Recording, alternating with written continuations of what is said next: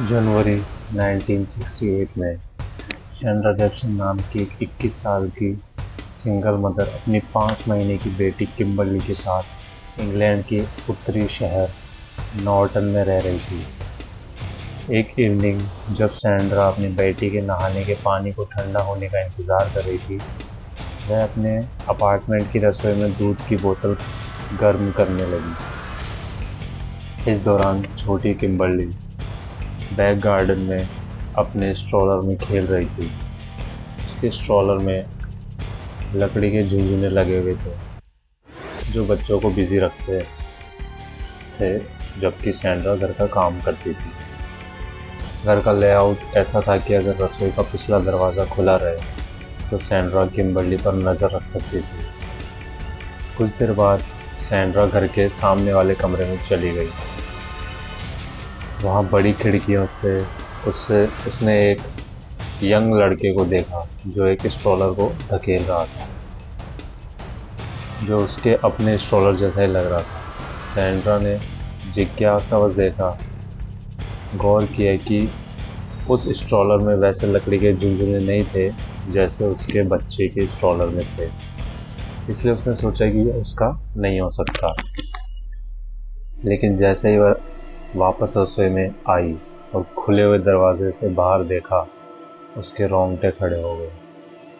छोटी किम्बर्ली वहाँ नहीं थी। सैंड्रा को फियर और सदमे के साथ एहसास हुआ कि उसने जिस टीनेजर को स्ट्रॉलर धकेलते देखा था, वह दरअसल उसी की बेटी को ले जा रहा था। वह अपनी ही बच्ची की किडनैपिंग की विटनेस बन चुकी थी। स्थानीय ऑफिसर्स को सूचना देने के बाद पूरा इलाका गहन सर्च का सेंटर बन गया। एक ऑफिसर बिलिंगहैम बॉटम्स नामक एरिया में खोज कर रहा था। यह एक फेमस मछली पकड़ने की जगह थी जहां एक मीडियम साइज की लेक और कई छोटे पॉन्ड्स थे, यानी तालाब थे। चलते चलते उस ऑफिसर ने कुछ ऐसा देखा जिससे उसकी आत्मा कांप उठी।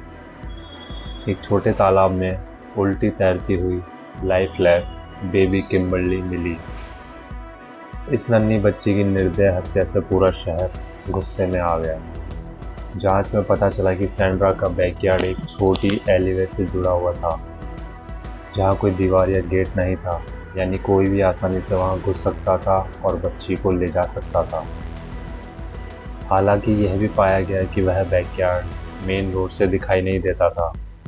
इससे दो संभावनाएं बनी, या तो यह क्राइम ऑफ अपॉर्चुनिटी था या फिर अपराधी पहले से किम्बर्ली पर नजर रखे था। सैंड्रा ने पुलिस को जिस लड़के का वर्णन दिया वह इस प्रकार था। लंबाई 5 फीट, उम्र 12 से 14 वर्ष, बॉडी सिंपल, बाल गहरे बुशी टाइप, कपड़े ग्रीन कलर के कपड़े पहने थे उसने। सैंड्रा का कहना था कि वह इस लड़के को नहीं जानती थी। उसकी पहचान के आधार पर एक स्केच बनाया गया जिसे पूरे इलाके में बांटा गया। पुलिस और सैंड्रा ने मिलकर 19 लोकल स्कूलों का दौरा भी किया ताकि कोई बच्चा इसे पहचान सके, परंतु कोई सफलता नहीं मिली। उस स्केच को देखकर किसी ने भी उस लड़के को नहीं पहचाना। कई लोगों का यह मानना मुश्किल लगा कि इतना छोटा लड़का इतना घिनौना अपराध कर सकता था। कुछ लोगों ने शक जताया कि शायद सैंड्रा खुद अपनी बेटी की मौत के लिए जिम्मेदार है और उसने लड़के की कहानी गढ़ ली है। लेकिन सैंड्रा की गहरे शोक और अपराध बोध ने अधिकांश लोगों को उसकी निर्दोषता पर विश्वास दिलाया। पुलिस ने एक और संभावना पर विचार किया। शायद अपराधी कोई ऐसा लड़का था जिसे सीखने में कठिनाई थी।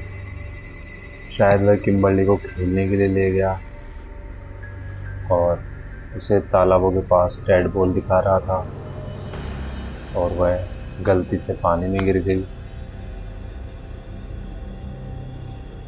फिर वह डरकर भाग गया बिना ये समझे कि उसने क्या किया। लेकिन इस थ्योरी को बाद में रद्द कर दिया गया क्योंकि किम्बर्ली के स्ट्रॉलर से लड़की के झुंझुने निकाल दिए गए थे।